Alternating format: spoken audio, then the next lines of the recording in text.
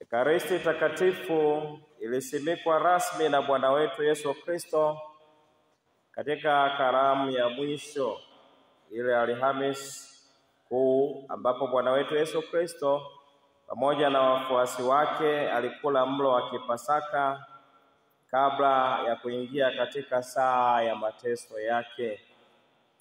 Na tunaelezwa kwamba Kristo alipokuwa mezani pamoja na wafuasi wake alisimika Ekaristi Takatifu kwa maneno, twaeni mle nyote na twaeni mnywe nyote. Bwana wetu Yesu Kristo alitumia mkate wa ngano na divai ambayo ni tunda la mzabibu katika kusimika huo mlo wa kimungu ulio na lengo la kutuimarisha katika safari yetu ya kumwelekea Mwenyezi Mungu.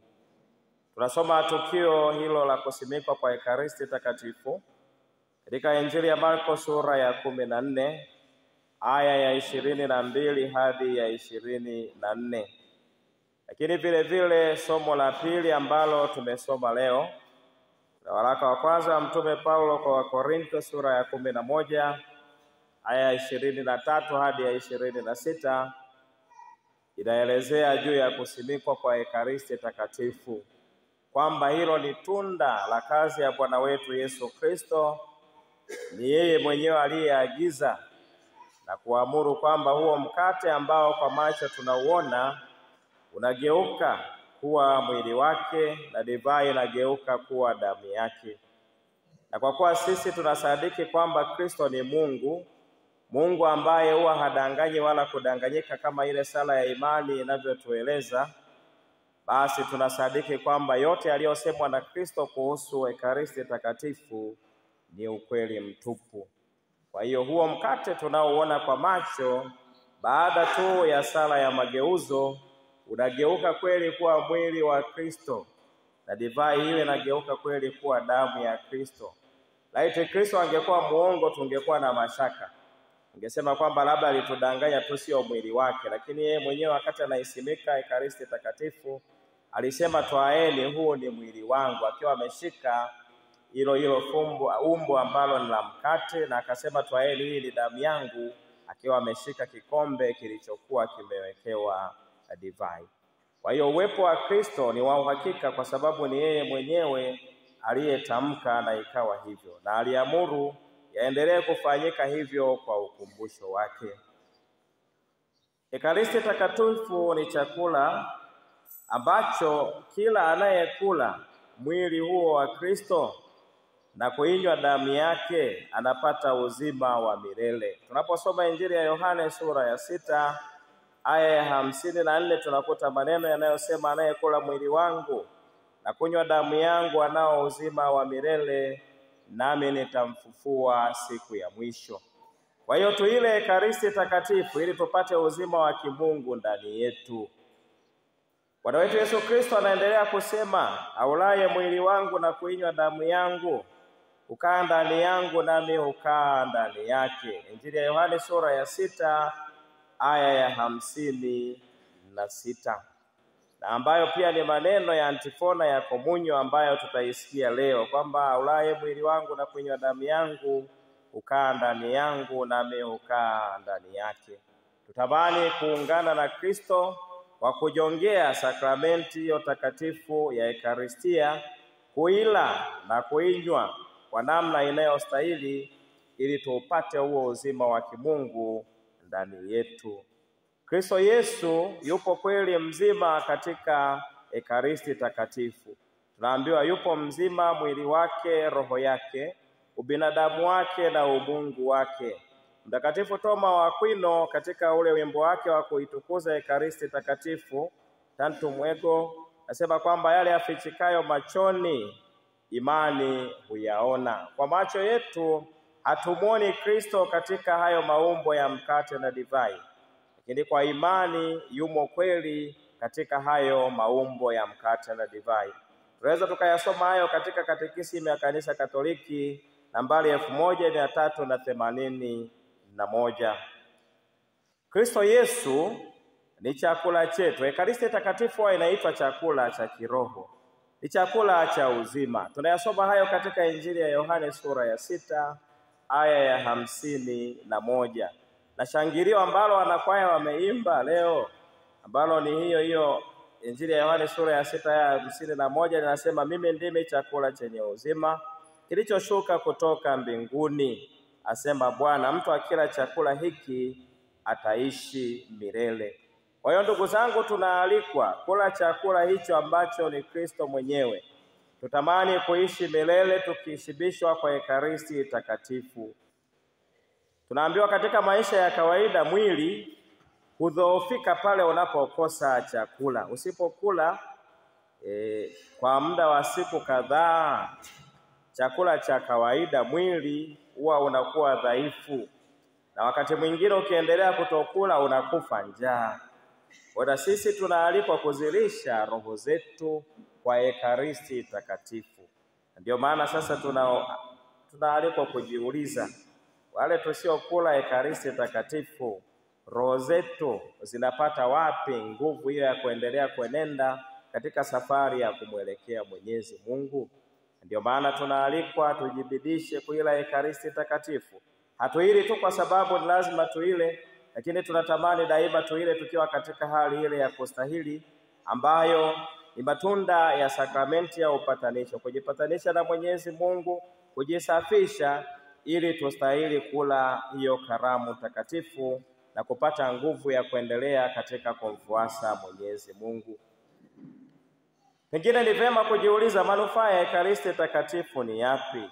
Tunapokula Ekaristi takatifu tunapata nini? Ekaristi takatifu inatubadili polepole, inatufananisha na Kristo. Kila unapokula Ekaristi takatifu unazidi kumfanana Kristo, kwa sababu Kristo yumo katika hayo maumbo ya mkate na divai. Lakini Ekaristi takatifu inatupa manufaa mengine ambayo ni ya kutuimarisha na kutupatia nguvu. Inatukinga na vishawishi na maelekeo ya mabaya. Inatufanya utashi wetu uwe imara. Unaposoma Injili ya Luka sura ya 24 aya ya 35, wale wafuasi wa Emau walimtambua Kristo katika kuumega mkate. Kwa hiyo kadiri sisi tunavyoijongea Ekaristi takatifu, ndivyo utashi wetu unaimarishwa, tunapata kumfahamu Kristo zaidi na mahusiano yetu na Kristo yanaendelea kuimarishwa. Kwa hiyo tuendelee kuila Ekaristi takatifu ili tuimarishe huo utashi wetu na kumfahamu Kristo zaidi. Mtakatifu Inyasi wa Antiokia anasema komunyo takatifu inadhoofisha nguvu za shetani. Kwa hiyo unapokula komunyo takatifu katika hali ya kustahili, nguvu za shetani ndani yako zinadhoofishwa. Lakini vile vile Ekaristi takatifu inakuwa dawa ya zinaa na kinga ya kifo cha roho. Kwa hiyo unapoila Ekaristi takatifu katika hali ya kustahili, unakingwa na haya yote, hasa kifo cha kiroho. Tutamani kuila Ekaristi takatifu ili tuwe hai ndani ya Kristo. Mtakatifu Toma wa Aquino anaeleza ukuu wa Ekaristi takatifu kwa maneno haya: karamu takatifu ya Kristo anamoliwa, tunakumbuka mateso yake, tunamojazwa neema zake na kuahidiwa uzima wa milele. Kwa hiyo Ekaristi takatifu ipo kwa ajili ya sisi. Kristo aliifanya Ekaristi takatifu kwa ajili yetu, na ndio maana unaporejea yale maneno ya mageuzo hasa ya divai kuwa damu ya Kristo, nakwambia damu hiyo ni ya agano jipya ambayo imemwagika kwa ajili yenu na kwa ajili ya wengi. Kwa hiyo damu hii imemwagika kwa ajili yetu. Kristo hakumwaga damu kwa ajili yake mwenyewe, bali kwa ajili ya ukombozi wa wanadamu, ambayo ni ishara ya utakaso wa dhambi. Kwa hiyo tuijongee hiyo Ekaristi takatifu ambapo Kristo alijitoa ili tumle tuupate huo uzima wa kimungu ndani yetu. Ili kuipokea Ekaristi takatifu inatupasa nini? Inatupasa kwanza tuwe na mapenzi mema. Lazima tutamani kumpokea Kristo katika hiyo hali duni ya maumbo ya mkate na divai. Na tunapotamani tukiwa na mapenzi mema, imetupasa kuwa na maandalizi ya kufaa. Mtume Paulo katika waraka wake wa kwanza kwa Korinto sura ya 11 aya ya 27 anaonya kwamba kula bila kustahili ni kula hukumu. Kwa hiyo kila tunapotamani kula Ekaristi Takatifu, tuwe na mapenzi mema, tuwe na nia ya dhati ya kumpokea huyo Kristo anayetupa uzima ndani yetu, na hivyo tukumbuke wajibu wetu wa kujiandaa vema. Lakini tunaalikwa pia, ili kupokea Ekaristi Takatifu, tufanye mfungo wa kiekaristia. Sheria ya Kanisa namba 919 inatueleza kwamba yule anayetaka kupokea Ekaristi Takatifu imempasa kufunga walau kwa saa moja. Isipokuwa habari ya kunywa maji yanaweza yakanywewa wakati wowote, na kwa wale ambao ni wagonjwa, kwao ni ruksa kupokea Ekaristi Takatifu hata kama amemaliza tu kula dakika hiyo hiyo. Lakini kwa watu wengine ambao ni wazima kiafya, inawapasa kufanya mfungo wa kiekaristia usiopungua lisaa moja. Kwa hiyo usitoke tu kula ugali kwako ukakutiliza si Ekaristi inagawiwa hapo na kaunga. Hapana, ni lazima kufanya mfungo, kutenganisha hayo mambo ya kimwili na ya kiroho kwa huo mfungo mtakatifu walau wa lisaa moja. Lakini ili kupokea Ekaristi Takatifu pia tunahimizwa kufanya toba. Bwana wetu Yesu Kristo katika karamu ya mwisho, kabla hajaumega huo mkate, alifanya tendo la kiishara linaloashiria toba kwa wale wafuasi wake. Tunaona hapa maadhimisho ya Alhamisi Kuu, kabla ya Ekaristi Takatifu kuadhimishwa, kuna tendo la kuoshwa miguu. Bwana wetu Yesu Kristo aliwaosha wafuasi wake miguu, ikiwa ni ishara ya nje ya utakaso umpasao kila Mkristo kuufanya kabla ya kupokea Ekaristi Takatifu. Na ndiyo maana hata hawa watoto watakaopokea komunyo ya kwanza leo walikuwa na maungamo jana, wanatakaswa roho zao ili kuziandaa kwa ajili ya kumpokea Kristo. Sisi wengine ambao tulipokea komunyo ya kwanza zamani, huwa tunahimizwa tumpokee Kristo katika hali ya usafi. Usafi tu sio wa mwili, bali usafi wa roho. Na ndio maana tunahimizwa Ekaristi Takatifu na sakramenti ya kitubio vinashabihiana. Ni lazima kuipokea sakramenti ya kitubio mara nyingi ili tuweze kujipatanisha na Kristo na kufanya toba ya kweli kabla ya kumpokea. Tukiila hiyo Ekaristi pasipo mastahili, tunaambiwa kwamba tunakula hatia. Na mwongozo wa kichungaji, Pastoral Guide, kuna kitabu kinaitwa Pastoral Guide, kimeandika kwamba yeyote anayekula Ekaristi Takatifu bila kustahili ana hatia mithili ya wale waliomsulubisha Kristo. Kwa hiyo sisi tujiepushe kuwa na hatia mithili ya wale waliomsulubisha Kristo kwa kuijongea Ekaristi Takatifu tukiwa tumefanya toba ya kweli na kujipatanisha na Mwenyezi Mungu. Tuangalie kwa ufupi masomo yale ambayo tumeyasikia leo, inayotuelekeza kutafakari juu ya Ekaristi Takatifu. Somo la kwanza la kitabu cha Mwanzo sura ya 14 ya 18 hadi ya 20 inaongelea habari ya Melkisedeki kuhani. Melkisedeki ambaye hakuwa na baba wala mama wala uzao wala ukoo wake haukujulikana, alitolea sadaka ya mkate na divai alipokutana na Ibrahimu. Kristo Yesu alipokuja duniani alitumia maumbo hayo ya mkate na divai kufanya Ekaristi Takatifu. Kwa hiyo katika hilo somo la kwanza tunaangalia uhusiano kati ya Bwana wetu Yesu Kristo na Melkisedeki. Tumesikia katika wimbo wa katikati wanaimba ndiwe kuhani hata milele kwa mfano wa Melkisedeki. Bwana wetu Yesu Kristo anafananishwa na Melkisedeki ambaye alikuwa ni kuhani na mfalme. Bwana wetu Yesu Kristo tunafahamu kwamba yeye ni kuhani, ni nabii na mfalme.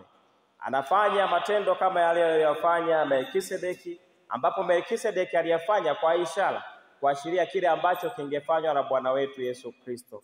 Kwa hiyo Kristo Yesu anakuja kutimiliza hayo ambayo Melkisedeki alikuwa ameyafanya kwa ishara, kwa kugeuza mkate na divai kuwa mwili na damu yake. Kwa hiyo tuendelee kuamini uwepo wa Bwana wetu Yesu Kristo ambaye yeye ni kuhani milele kwa mfano huo wa Melkisedeki, ambaye alifanya matendo ya kuashiria kile ambacho Kristo angekifanya siku ya Alhamisi Kuu.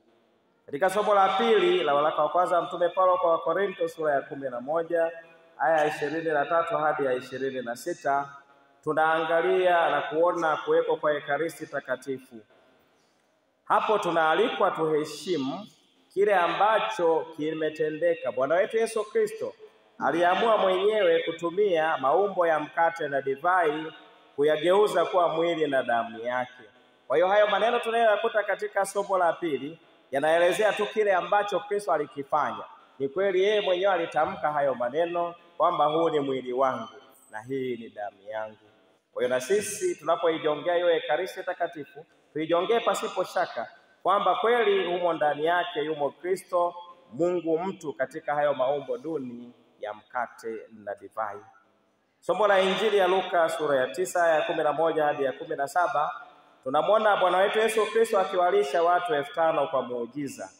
Ishara ya muujiza huo unaashiria Ekaristi Takatifu katika kanisa, kwamba katika kanisa tunalishwa kwa mwili na damu ya Kristo na wala hatutindikiwi. Kwa hiyo tunaalikwa na sisi basi katika maisha yetu tujitahidi kuenzi huo muujiza wa Bwana wetu Yesu Kristo wa kuwalisha watu wengine, na sisi tuwe tayari kuwalisha hao watu wengine. Lakini hilo somo la Injili linatusaidia kupata mtiririko wa maadhimisho matakatifu ya misa. Tumeambiwa kwamba Kristo alikuwepo akiwafundisha watu habari za ufalme wa Mungu. Ndivyo mtiririko wa adhimisho takatifu la misa unavyokwenda. Tunaanza kwa ibada ya neno na baadaye ibada ya Ekaristi Takatifu. Kwa hiyo tuenzi na kuheshimu hicho ambacho tumedokezwa katika hilo somo la Injili. Tunapoadhimisha Ekaristi Takatifu leo tuzingatie nini? Kwanza tuzingatie heshima stahiki kwa Ekaristi Takatifu. Wale ambao tuna hadhi ya kupokea hiyo Ekaristi Takatifu, tufanye maandalizi ya kutosha ya kuipokea Ekaristi Takatifu. Heshima ionekane katika